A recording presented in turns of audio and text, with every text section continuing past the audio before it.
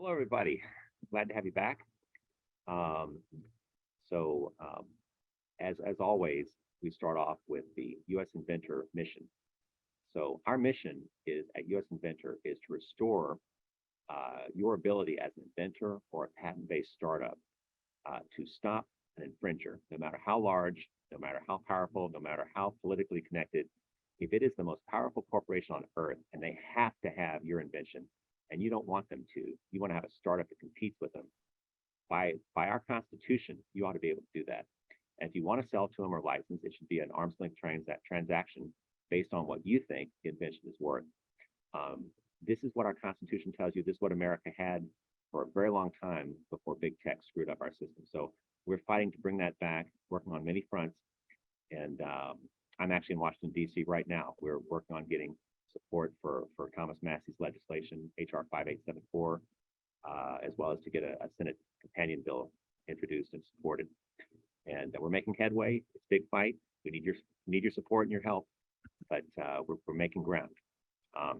So today, I'm going to very first just do a quick introduction of who our panelists are. We have Robert Greenspoon, who is a partner at Dunlop, Bennett, and Ludwig. Robert does a lot of legal work for U.S. Inventor. We have Ron Katznelson. Ron Katznelson is the president at Bi-Level Technologies. Ron's well known in the fight to restore our rights. In fact, I first met Ron way back in 2011 when I was fighting the American Invents Act. Joel Rothman, managing partner of SRIP Law. Joel is a very successful and creative litigator in patent suits. Paul Morinville. Paul Morinville is the founder of U.S. Inventor. Paul is the one that told me, hey, we got to go to DC and stop that bill, which was the Innovation Act. That's how we got together. And Paul, of course, our efforts to stop a really bad piece of legislation that were successful. That was how U.S. Inventor began. I think we have also, as you guys know, Natalie, who handles all kinds of stuff for us, as well as Cassidy, Paul's daughter. So we're going to go ahead and get started. Now we have a very special guest today. We have Andrei Iancu. Of course, as you know, Mr. Iancu is the former director of U.S. Patent Office, which is also Undersecretary of State. And Andrei, I'm going to give you the floor. Thank you, Randy. Undersecretary of Commerce for IP, not state, because the but it's a fateful error there, Randy, because the first patent examiner, as you know, was Thomas Jefferson, back when he was actually Secretary of State. So for a while, people didn't know where to put the patent system, right? So they began with Jefferson because he took an interest in the stuff, and it's moved around. But for the past several decades, it's been at Commerce. Anyway, so that's where I was. Well, thank you very much. Great to be with all of you and engage in this conversation. As you all know, I believe that organizations like US Inventors and others that collect the voices of independent inventors, small creative groups and the like, those are very important organizations that give voice, give a collective voice to this really important part of our innovation economy. Because without this collective voice, then the innovator groups get drowned out. That does not lead to a balanced intellectual property system. So thank you, Randy, for the opportunity to be with your group and your members. I'm going to say a few words, but really I want to engage in a conversation. I want to hear from Randy, the other panelists that he introduced, and to the extent the audience can participate and give questions, I'm open to it, but that's up to all of you guys. So one of the things that I have always thought while I was the director as being most important in the intellectual property ecosystem and to form a basis for intellectual property policy making is to begin at a fundamental level with a positive message for people to understand, the public, lawmakers, for people to understand, number one, what an important role inventors play and have always played in the innovation economy. You cannot have an innovation economy without innovators, okay? First and foremost. Second, and I don't think there's much debate about that, okay? I think most people would agree with that. But the very next question that has to be answered is, what is it exactly that in our free market system, inventors and innovators, creative minds of all kinds, what do they need in order to be able to do their jobs, to innovate? What is it? What are the tools that are needed? Always start policy making from that fundamental question. And I don't think there is any debate in my mind, even though for sure others disagree. But in my mind, I think it's crystal clear that that inventors need a robust intellectual property system. And without strong and reliable patent rights, inventors historically in the United States and today for sure, you're simply not going to have the incentives necessary, the ability to attract investment capital to be able to enable the your innovative activities. And then on the back end, after you've innovated, without a reliable, predictable intellectual property system, you won't be able to transfer your innovations to the public. So having these fundamental understandings is a critically important first step to be able to engage in policy making when it comes to the patent system. You know, I was sworn in as director and undersecretary in February of 2018, and within a few weeks, I gave my first major policy speech at it was at the US Chamber of Commerce. I think it was in April of 2018, and this is what I said on this point. Okay, I said, quote, "When we write, interpret, and administer patent laws, we must constantly ask ourselves, are we helping inventors? Whether it's an individual tinkering in her garage, or a team at a large corporation, or a laboratory on a university campus, we must ask ourselves, are we helping them? Are we incentivizing innovation?"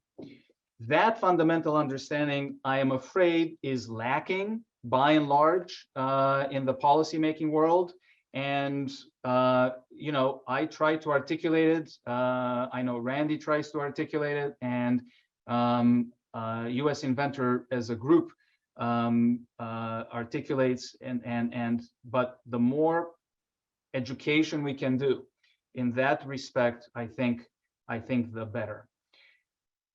If you go on Capitol Hill and you ask every legislator, do you want more innovation or less innovation in the United States? I am almost certain that 100% of them will say we want more innovation in the United States. Who's going to say, we have too much, we should do less innovation? So they will say we want more innovation. But the next question, in order to have more innovation, do you agree that we need to have a strong IP system? Many of them will not agree. Plenty do, but there is this disconnect on that second most fundamental threshold question, and it's that question that needs to be bridged. In addition to the positive messaging, intellectual property, a robust intellectual property system needs to be predictable. I very much believe that intellectual property rights are property rights. You know, and property rights need to be predictable so that you can make investments in your property right, or you can transfer your property right. If you don't know what you have, if the other side doesn't know what you have, it makes it more difficult to value it and transfer it. And the public needs to know what your rights are so that they can either seek to get a license from you or design around you. No matter what, the rights have to be clearly articulated, clearly delineated, and predictable. And this is really important. And it drives a lot of the lobbying that Randy does on the Hill, I'm sure.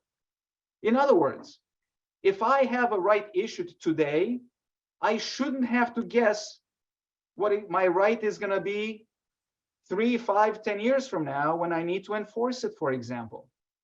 I shouldn't have to guess, gee, is my right, does my right have this scope if it's tried in the courts, or does it have this other very different scope if it is tried in the administration, like at the patent office or at the ITC? Rights need to be clearly articulated and predictable. And by the way, I'm speaking about patent rights in that example, but the same is true for copyrights. The same is true for trademarks, for any intellectual property rights. And that drives, that fundamental point needs to drive and should drive a lot of the specific policies that we all debate about currently. The next fundamental point is that if you're going to have a challenge to the rights, and look, I personally believe it is a fair system where somebody accused of infringement is allowed to challenge whether the right was appropriately granted. But if you're going to have a challenge to the right, you shouldn't have multiple challenges from the same individual to the same right. In what other legal system do we have multiple, repeated, over and over challenges by the same challengers to the same rights in multiple different tribunals, especially when it comes to property rights? So you need to have a balanced system. There has to be a path for challenging, but the inventor and the patent owner does at the same time need at some point to achieve quiet title. And finally, another fundamental principle, and I'm sure there are others, but I'm focusing on just these. The system needs to be simpler. It needs, if you cannot understand the laws of any kind, it's very difficult to follow those laws of any kind.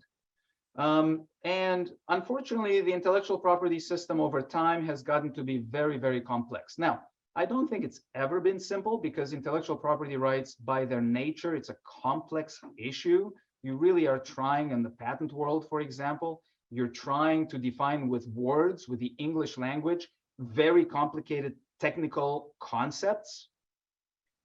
And that is prone to a lot of complexity and legalese around it to try to get a hold of that translation from technology to a verbally written document. But nevertheless, I feel sometimes that there's like another, I've been saying this, I've said this before, is there's like, we're all familiar with section 101, 102, 103 of the patent code. I think there's another section, like section 101.5, that basically says patent law shall be complicated. And if you're trying to simplify it, you're violating that law. It's illegal to simplify it. So like, it seems like with every turn of new legislation, we make the system one more bit more complicated. And that has a chilling effect on those who need those rights and who need to go and seek out those rights. And for those who need, once the rights are issued, who need to understand them and interpret them so that they can invest in them, transfer them, design around them. The system simply needs to be simpler.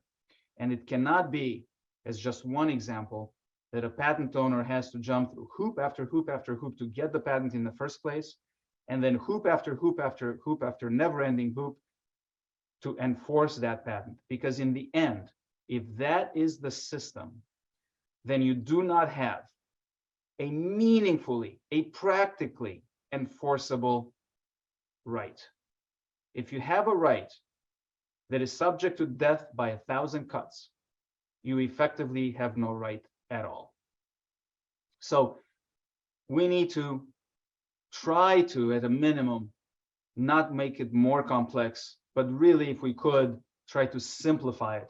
So the final message I have for legislators and administrators on the patent system is to try to, or try at least to stop complicating the system, and ideally, please try to simplify the system. So let me stop there and turn it back to you, Randy, and see how you want to proceed. Yeah, well, thank you for that message, and I would say that everybody listening agrees fully with you on all those points. By the way, I want to ask you, I think your technical background is in aerospace engineering. Is that right? That's right. I have a bachelor's degree in aerospace engineering. I have a master's degree in mechanical engineering. As you know, aerospace is a multidisciplinary field. You can do electronics and so on, but I focused on the mechanical engineering aspect of that. And then after those degrees, I worked at Hughes Aircraft designing satellite antennas before long. Yeah. And of course, to the people on the call, Hughes was started by Howard Hughes. And in fact, if you guys know of the oil drilling company, Baker Hughes, well, it was Howard Hughes' father who invented a type of drill bit that has these rotating cones. And that was kind of the beginning of the Hughes fortune.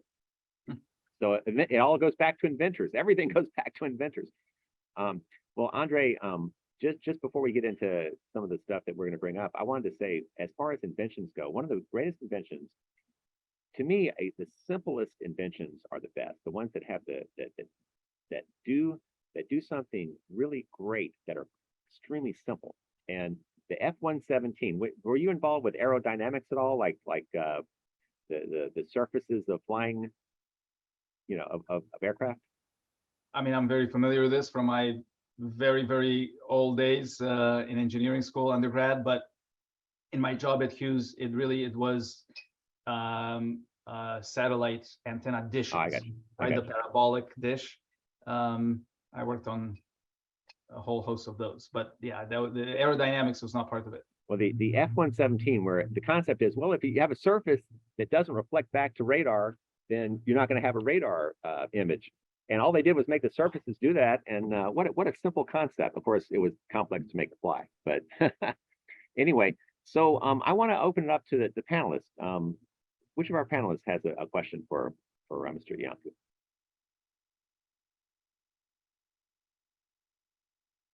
Well, Randy, if you'll let me jump in, thank you, Andrei. That was really great. Really great introduction. I think we could take your entire speech and make it the manifesto of US Inventor. I want to just launch off of one thing that you said, Andrei, and speak only for a couple of minutes because I need to fade to the background to let wiser people have their say. But one thing you said was that transferring inventions to the public is very important, and policymakers ought to understand that. It could help guide better policy making if they appreciated that. And I think that's a concept that's very important to individual inventors because it's what do you call it in economics? It's comparative advantage, right? Inventors are idea people. They're not necessarily manufacturing people. They're not necessarily corporate organization people. So the common path to success for inventors historically has been you're a skunk works. You invent something and you transfer it to someone else via a license agreement or via sale or assignment.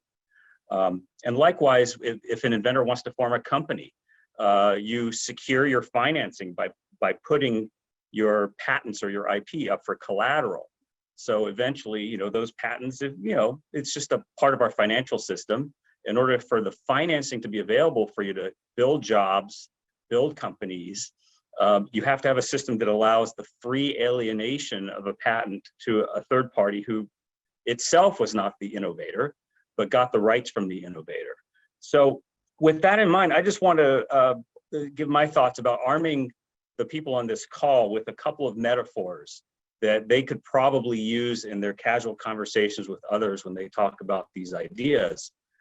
Because I think these metaphors are very powerful and they help people express these notions that you need free alienability of property rights for there to be a meaningful patent system and meaningful innovation. And and what I'm specifically talking about in the background is that there are really two classes of patent owners under today's patent system. There are the patent owners who let's say they're the individual inventors or their companies who are forced for one reason or another to enforce a patent. And then on the other hand, there are the folks who either through corporate financing, you know, the inevitable failure of some businesses, or for whatever reason at all, for profit, for gain, they've sold their IP to someone else. So I question whether we have second-class citizens in the patent system that are treated more poorly because they acquired their IP from the innovators. But I also want to put out there that it's very important that innovators are able to alienate their patent rights to those other people, or else they won't see success from their own innovations. So the two metaphors are that hopefully can help people on this call if they ever have to explain these kind of complicated concepts is first, I always think of the healthy flow of a river. You know, innovation is like a river. It has a source and it has a mouth. You know, the mouth is where the river goes into the sea.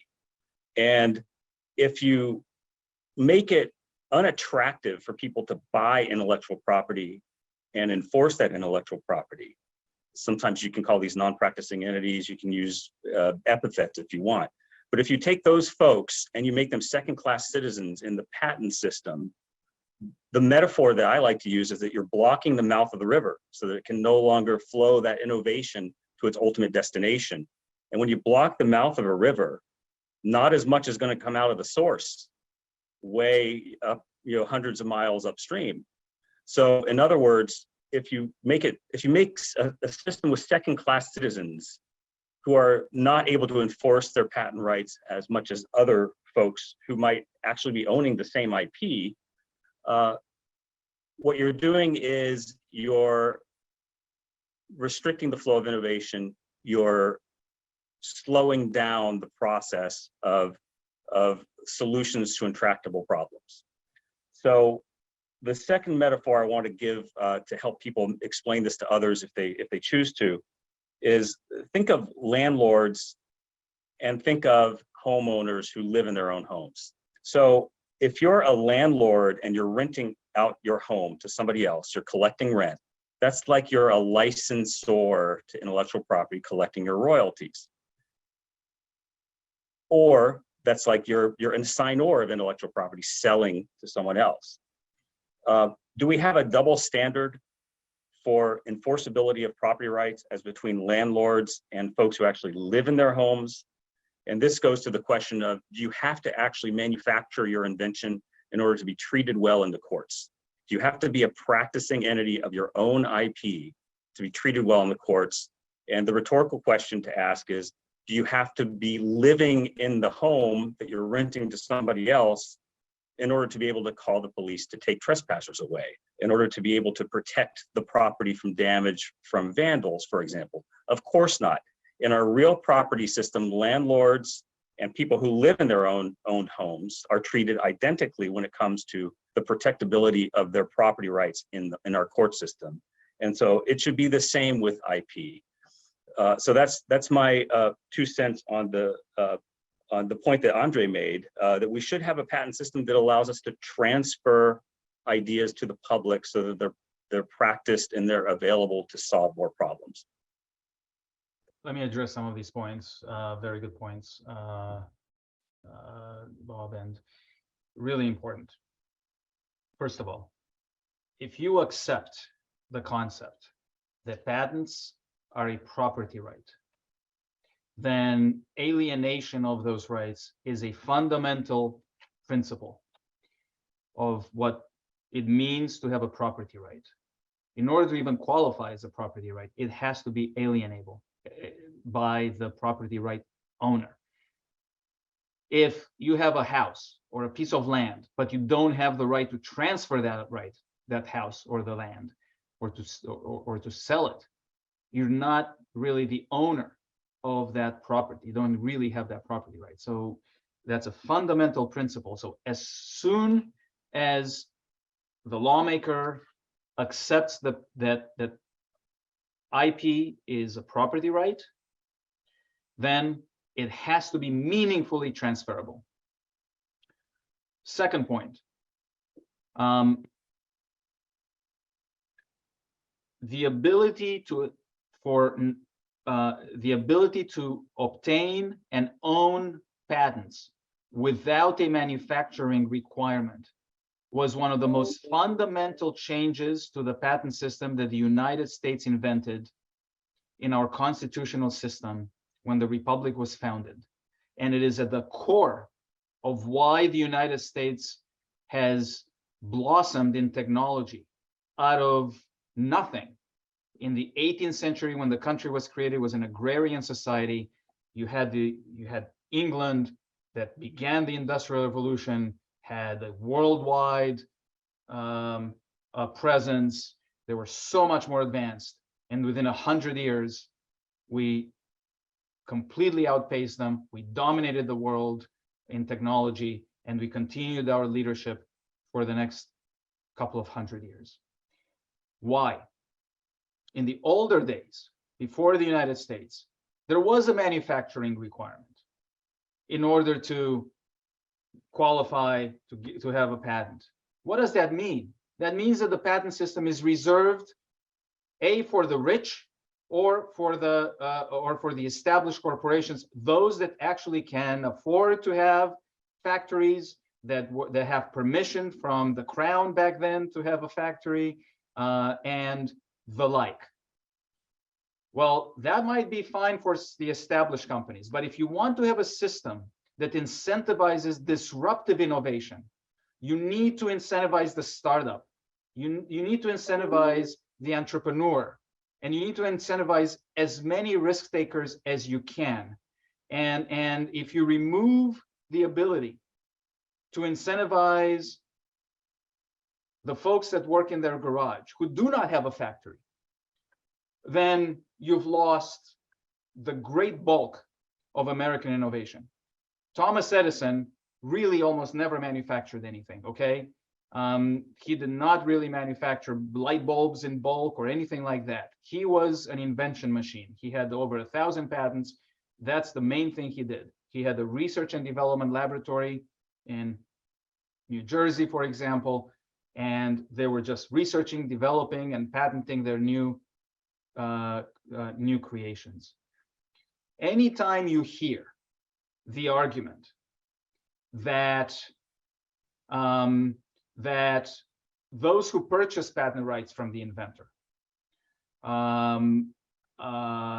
have a lower status or should be looked upon with a jaundiced eye, that is a pro-establishment, pro-big company argument that says we do not want disruption in the system. And if that's the policy position you take, you effectively are against innovation in the United States. Again, if you're having discussions with folks on Capitol Hill or elsewhere, you need to make it crystal clear that the American patent system is fundamentally premised on patents and other IP being property rights, which means they are alienable, and that you do not have to have a big factory and lots of funding in order to obtain that patent, which means that you have to be able to transfer it to those that make it. Final point. It seems counterintuitive to a lot of folks out there, but people on this call, I'm sure, will agree that having a patent makes it easier for you as the inventor to transfer that patent to those who can make it and mass distribute it.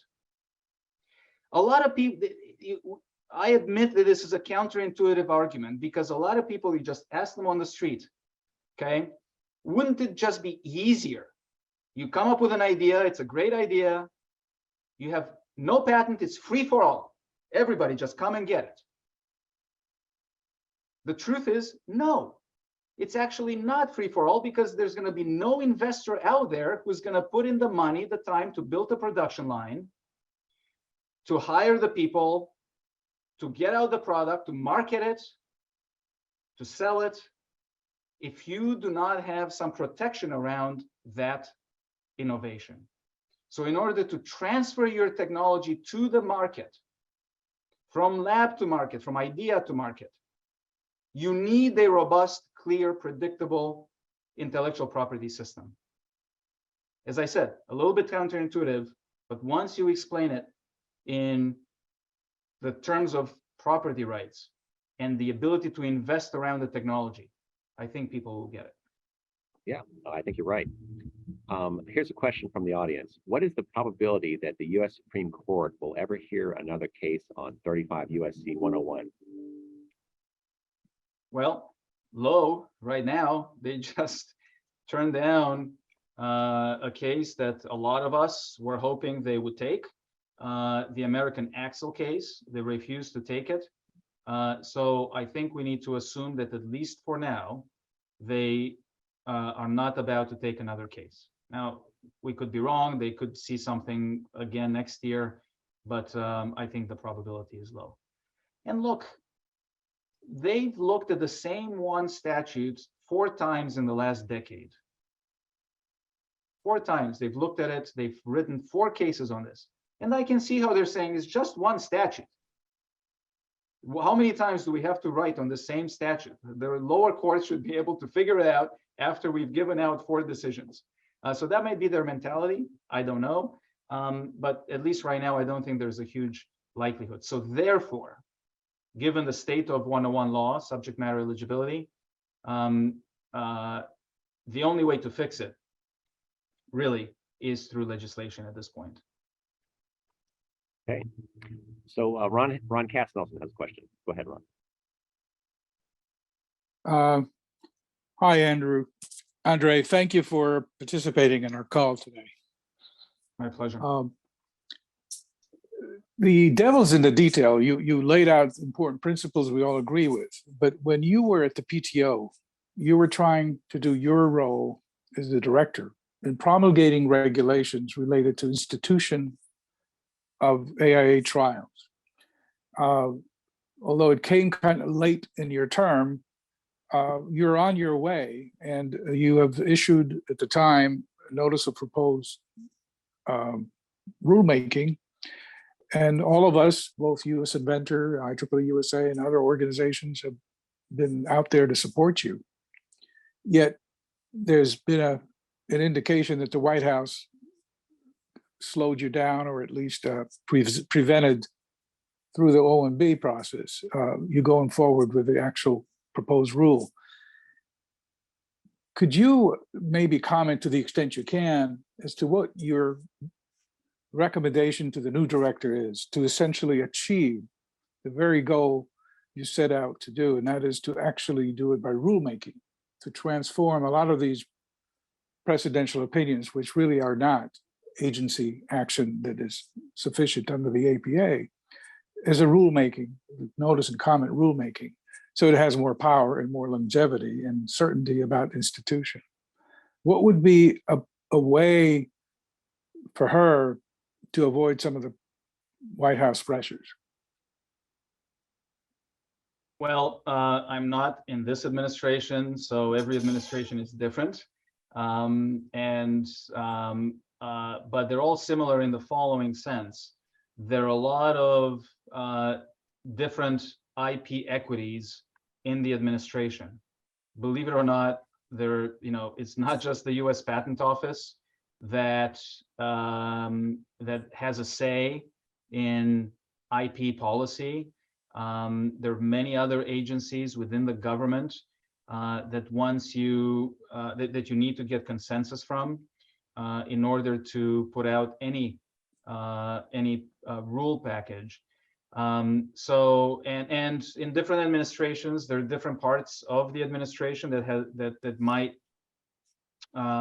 be more vocal or less vocal on a particular piece of IP policy. So so I don't know where the pressure points are in this administration, but I'm sure there are. I know where they were in the last administration, but I don't know where they are here. So I think the director, the new director, will try to do rulemaking. I don't know what will be in her rulemaking package. I don't know, whether she will try to promulgate rules that codify what I did, a version of what I did, or something completely new. That's her prerogative, her policy direction. But once she comes up with a proposed rule package, she will need to get consensus from the rest of the administration. And she'll have to figure out who's got the equities in this administration, who cares about the issue, and have a conversation with them. It's a lengthy process, always, and I believe she has a head start based on what we did, and let's see where she takes it from here. But it's going to be up to her, obviously. Thank you. Here's another question from the audience. Mr. Iancu, do you think there is merit in abolishing the PTAB? And I want to clarify that. I'm sure he means abolishing the post-grant challenges of the PTAB. Well, thanks for clarifying that, because most people, in all seriousness, most people don't realize that actually the bulk of the work of the PTAB is in ex parte appeals that the applicants seek to overturn examiner rejections. But you're right, the AIA trial aspect, IPRs and PGRs attract most of the attention, even though it's not the majority of the work. Thanks for that clarification. Look, I don't really want to comment on that because I don't think it's a meaningful exercise for me to do that. It would be a heavy lift. I know that Randy and the US Inventor have taken on themselves this heavy lift, and they are dogged in their pursuit of it. All I can say is, what I think it's important is not to have multiple repetitive challenges in multiple fora from the same challenger. If you're gonna have an administrative proceeding, there shouldn't also be a court proceeding on the same exact issue. If there is a court proceeding on the same exact issue, and they are going to rule first on that, the administration shouldn't come in after the fact and effectively act as a de facto appellate system for an independent Article 3 court. And that's something that I tried to clarify while I was at the PTO, and it's what's getting most heated attention right now. But if we have a PTAB, okay, let's not have the PTAB act as the appellate court for an independent Article 3 judiciary. If the district court has ruled, either there's only two options. If the district court has ruled on the validity of the patent, there are only two options. Either they got it right or they got it wrong. Okay? There's no real middle ground. So if they got it right, if the district court got it right in the ruling, there's no need for the PTAB to come again afterwards. Okay. If the district court got it wrong, well, we know what the corrective mechanism is for that. We have the Court of Appeals. It shouldn't be the administration. It's not their job to correct an error in the district court. So if you're going to have an administrative process, you have to balance that against the inventor's, patent owner's right to quiet title. You're going to have a challenge, do it once, do it well, and don't do it again. Sounds good. I have a follow-up to that. And obviously, we're pushing to get rid of the PTAB, but of course, there's an awful lot of, it is a heavy lift. What do you think about the workability of having the PTAB, or if it's regarding an inventor or a patent-based startup, a small entity? What about having the option of opting for an Article III court rather than being able to be forced into the PTAB? Yeah, look, that's a policy choice. There is no reason why policymakers cannot say it's always the patent owner's choice, whether in which tribunal to be, and just do it once. Or it could say it's the petitioner's choice, the alleged infringer's choice, whether to challenge it in court or the PTAB. Or frankly, it's got to be by consensus to be in the PTAB. Otherwise, by default, you're going to be in court. These are all options, and it's up to, and I see arguments for any of them, one side or the other. And it would be up to the policymakers to pick one of them, but it has to be legislated. Any such change, Randy, would have to be legislated. Sure, absolutely. I think and look, there is precedent for a lot of this. Okay, so very different context, but in a small claims copyright court, right? Very different context. Okay, but nevertheless, it's an administrative action. Okay, it's got to be by consensus. Both sides. Now, there's the reason for that is because the right to a jury trial, because you have remedies and so on. Very different content. My only point is that there, these are all options for legislators to choose. Here's a question that I've thought about, and I'm kind of curious about it. When you file a provisional, right? And let's say you don't decide to go forward with a regular application, well, then you should still be able to have a trade secret. But here's the question: how secure are is the data in provisional applications? I mean, is this something that is somehow just found or able to be found by others? Is it totally rock solid secure?